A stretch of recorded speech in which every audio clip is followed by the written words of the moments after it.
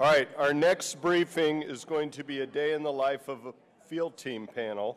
It's going to be Dr. Nicolette Parr, Scientific Analysis, Captain Brett Harris, U.S. Army, Chief Petty Officer Eric Muniz, USN, both Expeditionary Support Directorate. But before we do that, we're going to, since we had to postpone, Commander Sims, he's going to lead off with his part of the future operations.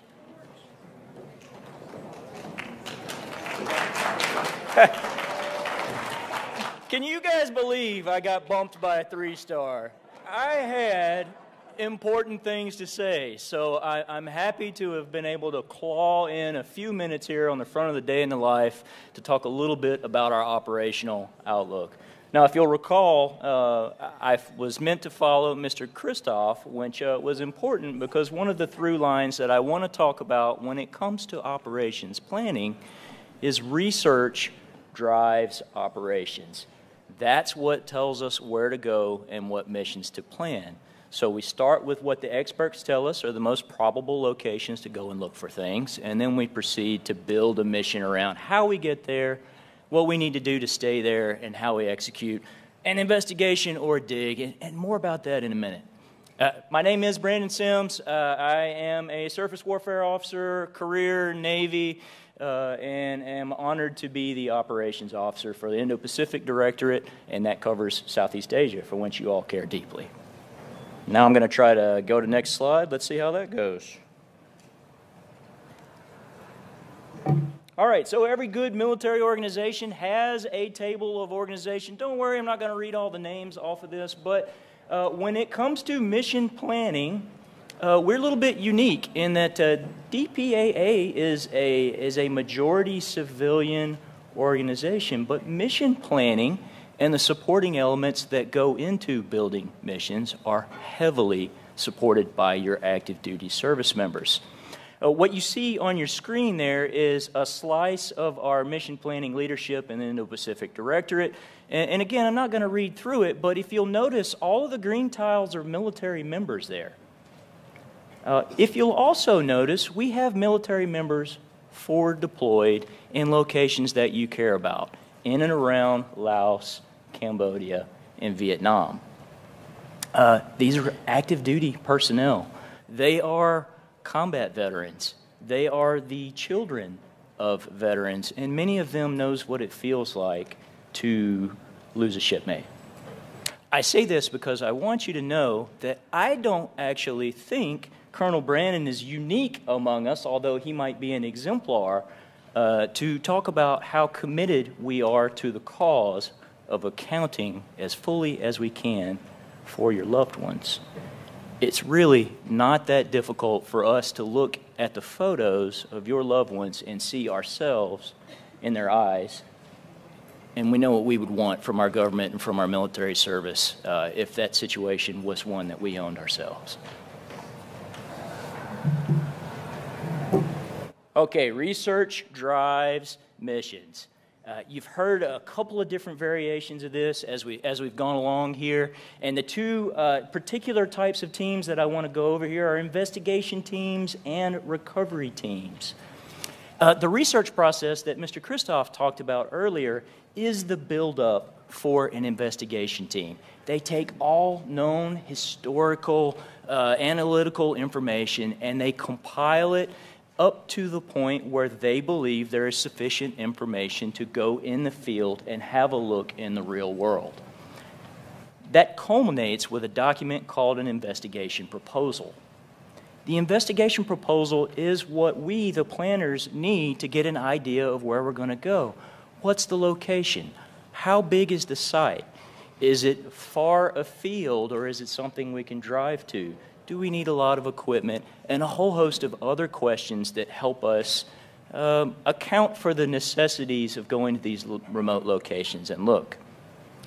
If you see here, some of the names on this slide for the investigation team and also for the recovery team are highlighted in blue, and some of them are highlighted in black. And don't worry about which is which on there so much, as what I want to tell you is a lot of our teams are augmented by additional service personnel from throughout the services nationwide. We do not have enough personnel to go everywhere that we want to go just organic to the agency itself. So we reach out to INDOPACOM and some of the services at higher headquarters and say, I need a linguist. I need an additional medic.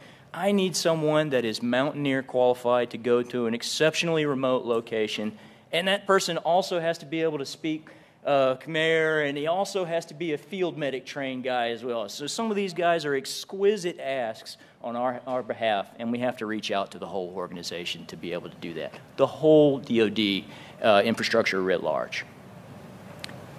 Investigation teams go into the field.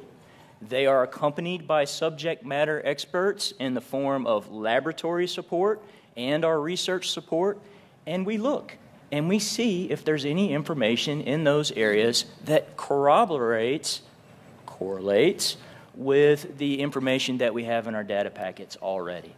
And the results of that investigation are brought back to DPAA. It's reviewed. You've heard peer reviewed a few times, and that's a correct term, for merit for an excavation. And that's what gets us to a recovery. Once we have enough information to write an excavation proposal, that is my trigger to begin a plan to bring another team back out to that same site and do a dig. A lot of the same questions, a lot of the same team composition for that recovery team. It's just a little bit bigger because we need additional labor and we need a whole lot more equipment, because this time we're going to come back and we're going to dig. We're going to move earth. We're going to screen. We're going to see what comes out of the screen, and then we're going to have plans to transport anything that we find back. And so it's a slightly more robust team, but they go out, they do the recovery. We analyze the results of the recovery. What did we find?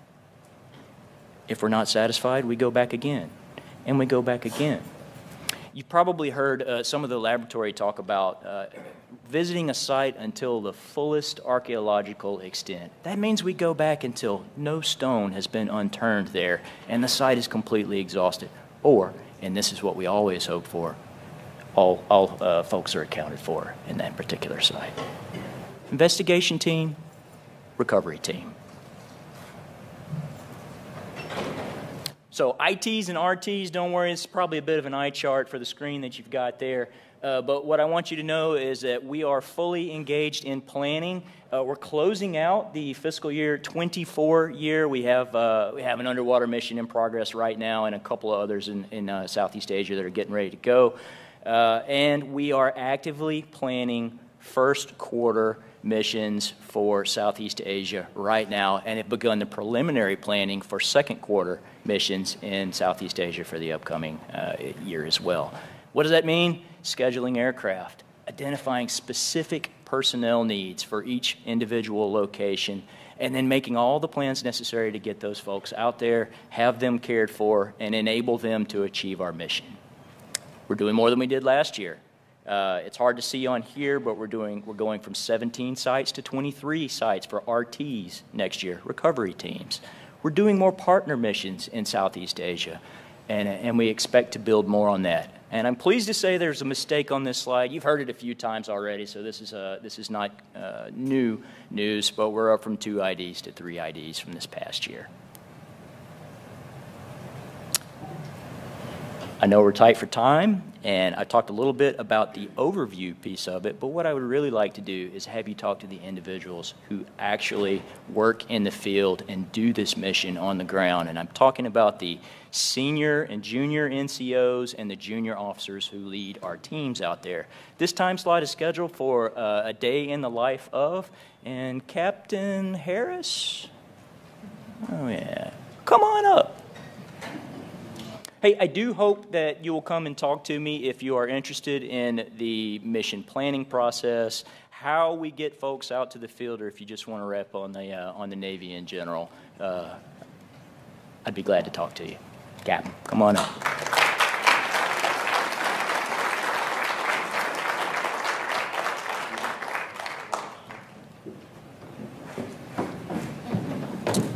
Okay, thank you so much for that introduction. Greatly appreciate it. We're all so honored to be here. And it's not very often that we get the opportunity to be in the same space. Get closer to the mic. Oh, I'm so sorry. Again, thank you for the introduction. Thank you for having us here. We're super honored. It's not often that we're in the same space or able to talk face-to-face to you all, so it means a lot. And also, we appreciate your participation. We can go to the slide. So we'll go over just the agenda. We'll talk about the roles and responsibilities, so what that looks like for all of us. Getting started from beginning all the way to end. Some site survey and excavation strategies. What it's like in the field. What happens when you find something. That's always a special topic. Relationship building, and that includes host nation and all of our partners. And then closing the site and the end of the mission. So this is us. I'm Captain Brett Harris, and I've been with the agency for a little over a year now. I've planned multiple missions to Laos, but specifically I was recently planning Papua New Guinea, and we've been redirected to Laos. So I'll be headed to Laos soon, so I'm excited. Hello, everybody. I am Chief Explosive Ordnance Disposal Technician Eric Muniz. Been at the agency for just shy of 2 years. I've taken part in a couple JFAs, so multiple recoveries and investigations, to include both terrestrial and underwater operations. I also have acted as the team sergeant on some of these ops. Can you hear me? Nope. Can you hear me now? Yes. You heard from me yesterday. I am Dr. Nicolette Parr. I am a scientific recovery expert and a forensic anthropologist. I've been with the agency for almost 12 years. I've done over a dozen excavations. The majority of those have been in Southeast Asia. All right. So the presentation before this did a great job outlining all of our team makeup, so our team matrix. But just kind of want to explain the process before we start getting into the slides. So what ends up happening is we'll get assigned a case. It's myself, the team sergeant, the SRE, the scientific recovery expert. So we'll sit down, and mind you, I could not do this without our team here, especially before the mission. But we'll get assigned anywhere between 3 months to a year before, and we want to be able to establish that personal connection to the case. So we'll look in, like we want to know what the name is. We want to know what their birthday is. We want to know how many are missing. We want to know all of these things because that's just the inception, and that gets us going with being motivated and being ready to do what we're out there to do. So once we get that, we get the information, then we start looking at the terrain. We start looking at what season we're at. All of these things are important. It drives the logistics process. We'll have the request for short-term individual augmentees because, like what was said before, is we don't have the manning to be able to do it ourselves. We have volunteers that come from all over the world, service members, to be able to be on mission with us and carry out our duty. So they'll come in. We'll have a train up for a week. We call that Steel Week. A part of that is there'll be some briefings. There will be a pack up. We'll palletize. We'll talk about what it looks like before we leave, what it looks like on the ground. We'll have medical do their portion. We'll go through hands-on training. We'll have the communications as well, so that everybody is able to communicate and just be familiar with everything leading up until we get on the plane and we depart. So travel time, it's anywhere between 9 to 24 hours. We'll have maybe some rest overnight in certain locations, depending, but We'll get on ground, we'll be received by the detachment or the embassy, and then we'll be able to get started. But what you see right there in the top left corner is a rehearsal, and that's our medical rehearsal. We'll also do comms rehearsals before we go. These are some images of what it looks like getting set up. And also another piece of that with the EOD sweeping, making sure that it's safe out there, because that's ultimately our most important objective is safety out there. But I'll go ahead and... So usually when we arrive on site, the team leader, if we're staying on a base camp, the team leader will work with the local officials to set up a base camp and kind of get all of the logistics really set up. I will typically at that time, as a scientific recovery expert, start doing kind of initial site surveys. I do that in close association with the EOD technician, and that is because we don't want to walk anywhere where we might be any potential threat, either ourselves or any of the locals that we're working with, who also help out a lot when it comes to clearing the vegetation. I might be interviewing witnesses or eyewitnesses to get a better idea of where it is that I want to start excavating. If the site has been previously excavated, I will typically go off of the recommendations of the previous SRE who's been to the site, who is providing information on where they think that we should excavate next based on the evidence that they found on their mission. If it's a brand new site, then I will work, if it's a crash site, I'll usually work very closely with the EOD tech to find the highest concentration of wreckage, and that's typically where I'll start excavating. We have different things we consider prior to that, including the land formations. Are we on a slope?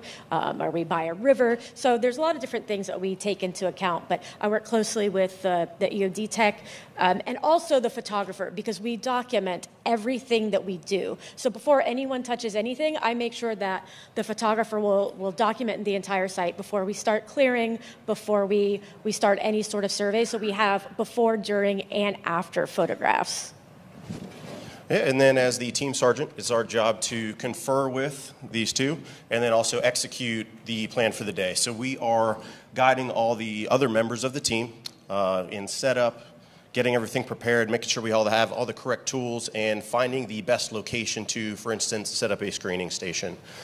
They pretty much covered all the EOD stuff, but just to reiterate, we are doing a historical search of the area and all the lost information, just to ensure that all the team members are safe on site and that we are not running into anything dangerous that could potentially get anybody injured.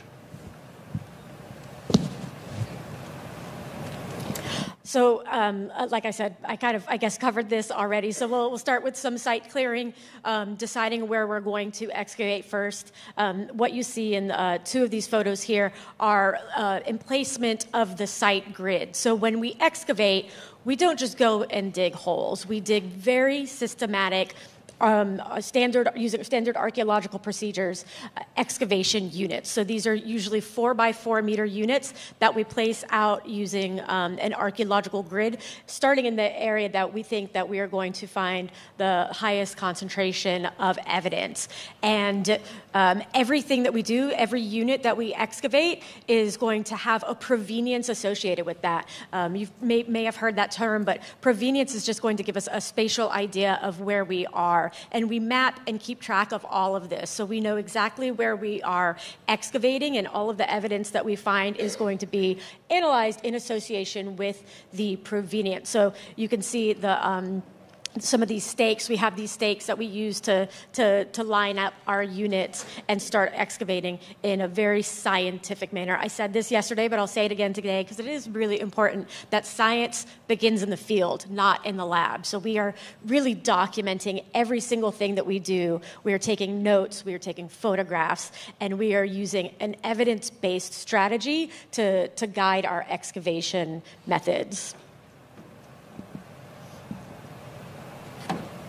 I kind of covered this already, but another important thing is every site is going to be different. Sometimes we are digging on very flat sites, sometimes there may be steep slopes, and it's really up to the scientific recovery expert on the ground to decide what kind of mechanisms they're going to use to excavate the site. Typically, we use shovels and are often using shovels, but sometimes we use heavy machinery. And that might be something that we use if we have access to it. Sometimes we can't get heavy machinery out to the site. If we have a lot of overburden that needs to be removed, the excavators can really help. But we're not always going to have excavators to be able to do that. All of the sediment that we excavate gets placed into a bucket, and then you can see in the top right-hand corner, you see this line, and all of everything that we excavate goes into a bucket and then goes straight to a screening station where we work to sift through all of looking for potential evidence that we might find within the unit. In some cases, if we have found something that we think that is fairly significant, I'm always kind of, as the scientific recovery expert, I'm kind of hopping around to different areas. I'm working a bit in the excavation area. I'm looking at the screens. I'm working with the LSI.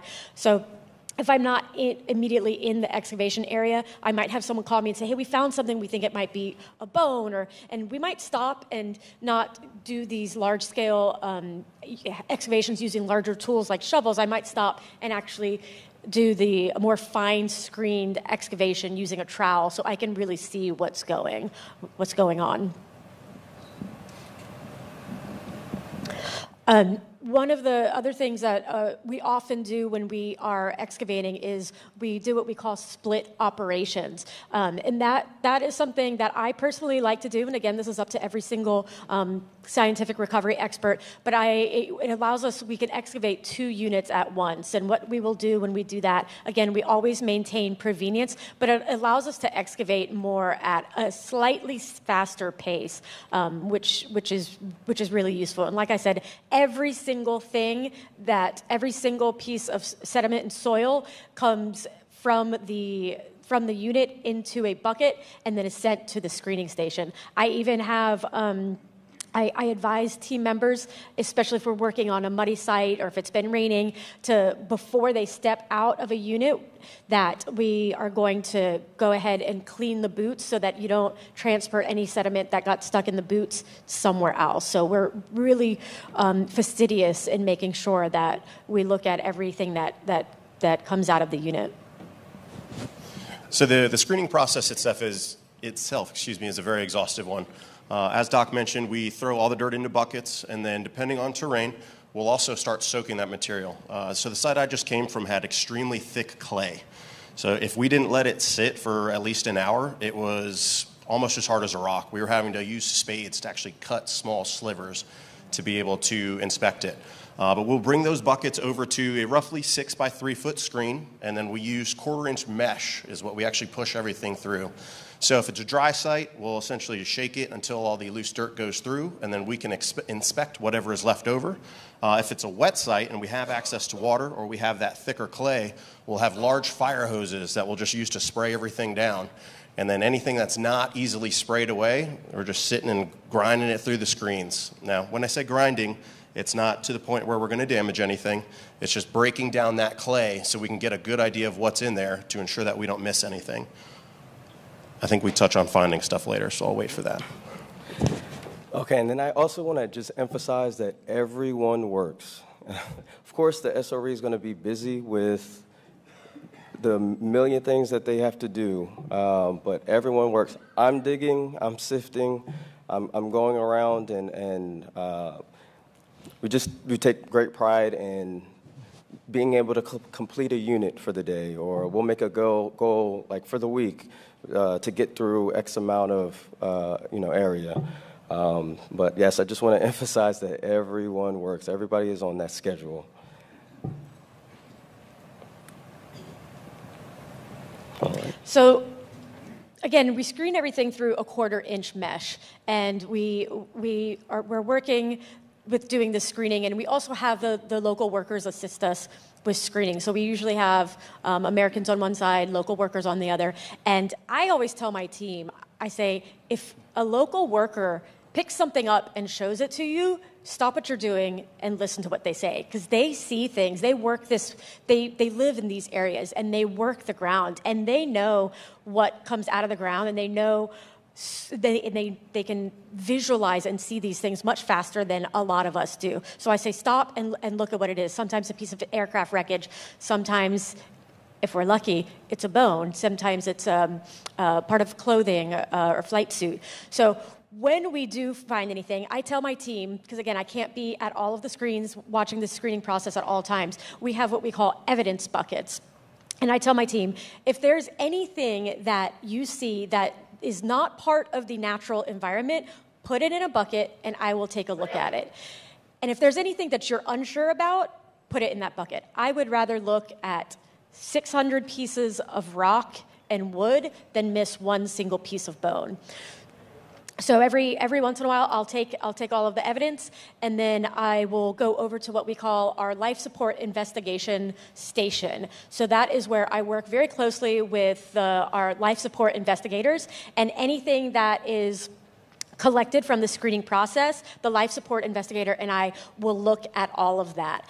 And that is really important and key to the excavation strategy, because that allows me to catalog the evidence that we're finding in the units. So each one, everything that we are looking at, I know exactly where in space that came from.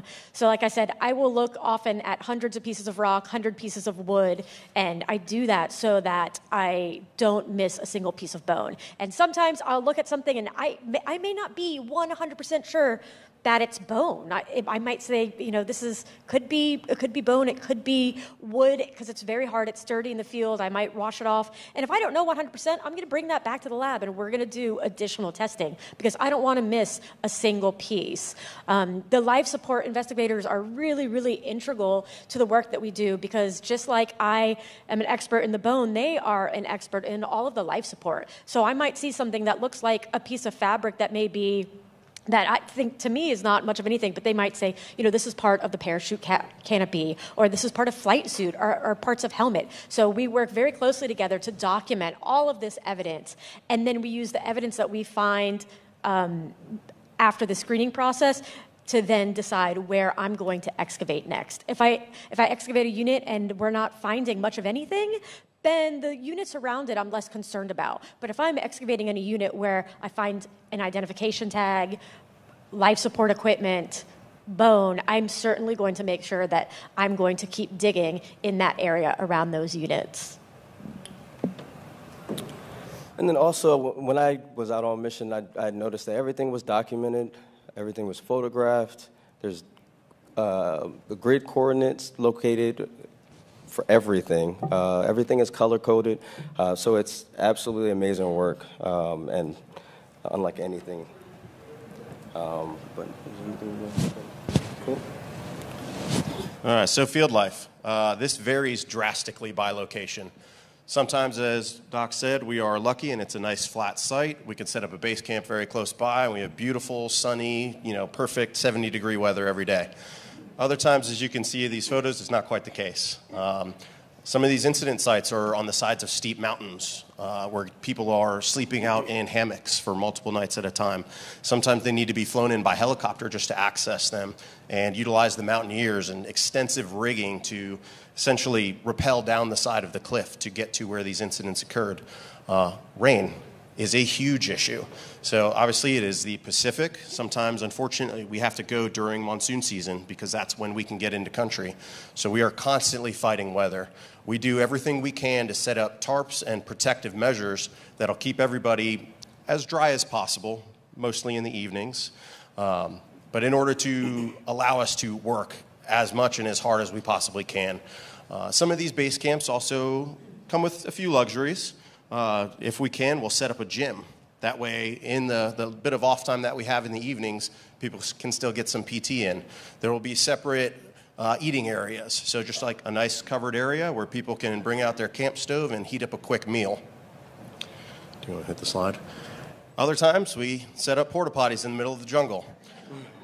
I promise you, we don't leave it exposed. We do surround it with tarps so that everyone gets some privacy. You can also see on the side of a mountain, sometimes it's just a tent that's set up to keep you sheltered from the blizzard temperatures and winds. Truly, truly a humbling experience. it brings us all closer together, to be quite honest. And yeah, so some of the things that you might experience out there, there's snakes out there, there's critters, there's caterpillars with spikes on them. Literally have to tell the team, do not touch anything. It is quite the experience. I'll just add on, there's tarantulas, there's sometimes monkeys, killer bees. There's all kinds of things that I always say that everything in Southeast Asia is much bigger in terms of critter size and has the potential to kill you. One of the things I do want to point out is when we think about Vietnam and Laos, we think of these really high temperatures. And sometimes when we're working, we are dealing with extremely high temperatures. I've worked on sites that it was 100 degrees by 8 a.m. I've worked on sites where we were dealing with 120 degrees temperature. So these are things that we have to take into account while we're excavating.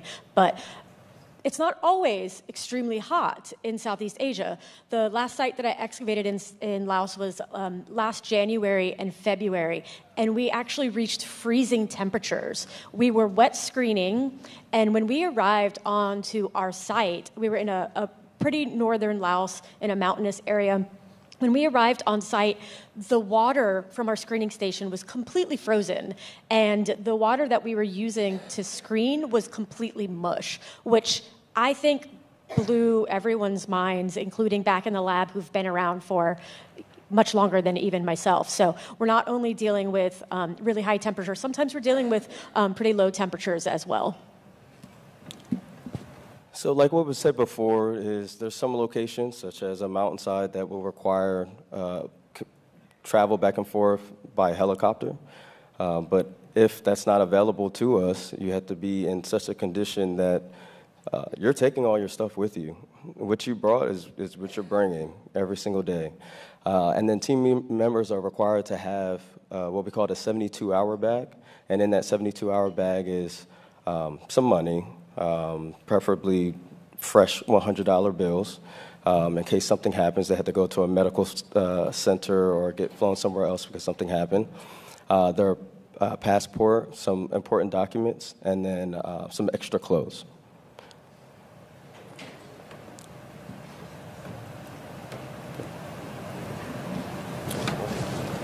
So for this part is very important to us, dealing with host nation and our partners. We wouldn't be able to do anything within these countries without the help of the officials or partners, the embassy, attachés. Top, you see a photo. That was my very first mission, and that was before departing. But just those connections that you make, because the next time you go back to the same country, maybe not the same site, you'll see some of these same faces again. Also, a part of that, too, is once we start breaking down stuff, I'm not necessarily bringing back screws and pieces of wood and some used tarps. So what do we do with that? As showing goodwill, we give it to the people that worked hours beside us that live there. I love the fact that they live off of the land. They respect the land. They use every part of it, and they accept that. Also, another part of that is we do medical outreach. So in medical outreach, we'll send some extra items, medical related, to help the community. They'll line up on certain days and hours that it's operating, just to get maybe some headache pills or pain relief, or some ointments, and those are some items that they're not necessarily available. So that's the medical outreach part, and when we come back, it just leaves a nice. It's just a nice gesture, and they really appreciate it, and we really appreciate being able to be a part.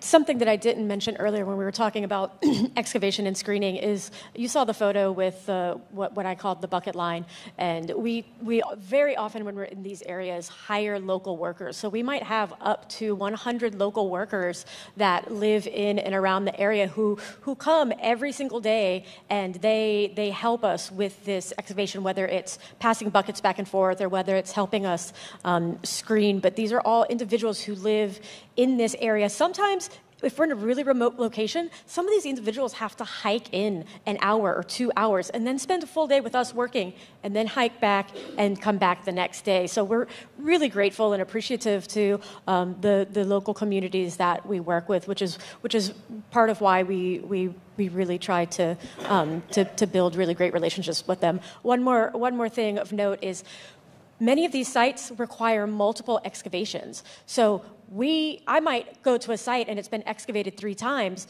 but that villager who I'm screening with, they've been on every single previous excavation. So they have a knowledge sometimes of what it is that we do, what it is that we're looking for. So they can be really helpful assets as well. Then I'll also mention while we're screening, we'll have the screening station set up. On one side, it'll be host nation workers, and then on the other side, it'll be either the augmentees or organics, like our team members on one side. But it's just that connection. You don't necessarily have to speak the same language to understand each other, and it makes operation worthwhile. And then also another piece in that is we have our linguists there. So my first mission was in the mountains up north. They spoke a different dialect than some of the places down south. So having a linguist that can not only translate but interpret is very important. If I'm talking to while the day is going, if I'm having a meeting with some VIPs that flew in or some officials that are there, I have to trust my linguist.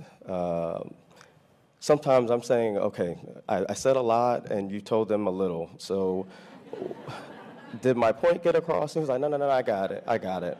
But just to have that relationship with your linguist and then and ensure that your message is getting across is very, very important.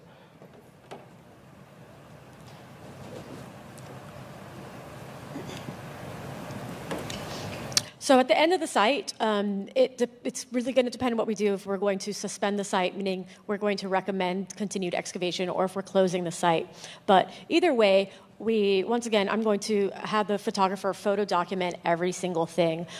We will typically use engineering tape to wrap around the edges of the excavation site. So we have really nice photos like you see in the bottom right-hand corner of the finished excavation area, which you can see is excavated to different levels in this case. The top left corner, you see one of our scientific recovery experts doing a soil profile. So she's looking at the stratigraphic levels of the sediment as it's in the ground and is going to actually make a map of the different sediment levels.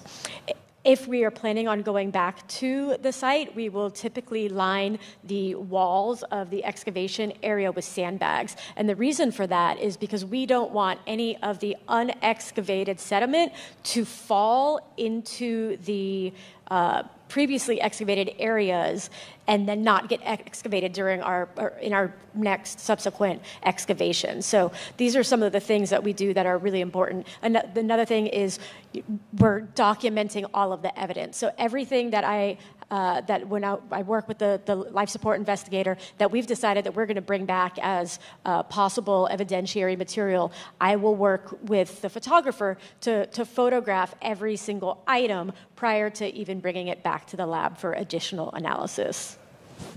So a big part of site breakdown is the physical tearing down of all the equipment that we utilized. Often on these sites, the majority of stuff that we use is built out of wood. So as the captain said, we don't just waste all that. We typically will donate to host nations so that they can build things within their own homes and villages to utilize. A part of that is also removing anything that could become pollution. So we utilize all these tarps. Sometimes we'll dig massive holes to utilize as a catch for water in our wet pumps. Those are also lined with tarps. We'll go ahead and dig out those tarps from the sludge so we don't leave them behind, and throw all that in a dumpster, get rid of it safely. Break down all that equipment, like I said, and once the SRE has given us the clearance, the EOD can go in and do a final sweep and ensure that we have not left anything behind. Also, another part of that is the supply sergeant. So, Chief, can you speak to that a little bit? Yes, thank you for reminding me. So we also bring a lot of hand tools, tons of shovels. We bring a ton of equipment to cut down foliage to give us access to these areas. So we take account of all of that. Anything that we can utilize in future missions, again, i.e. tools and shovels, we bring back with us. So it's important for us to get a full count of those materials. That way we're not wasting anything.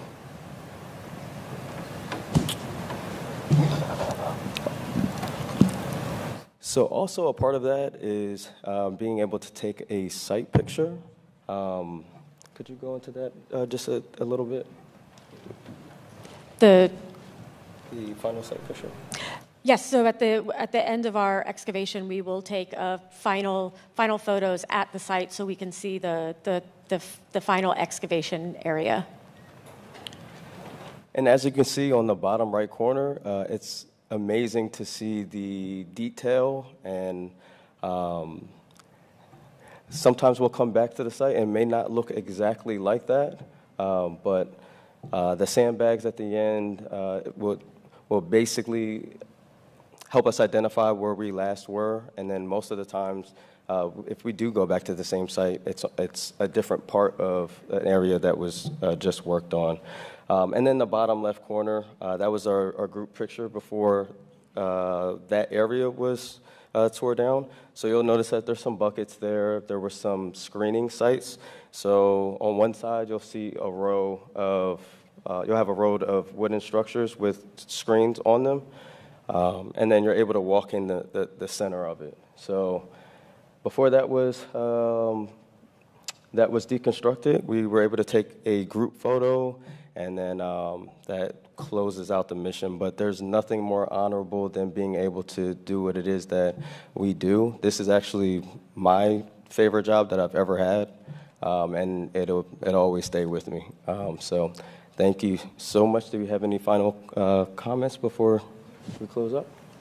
Okay. Thank you so much. Feel free to talk to any one of us. And so nice to see all of you. Thank you so much.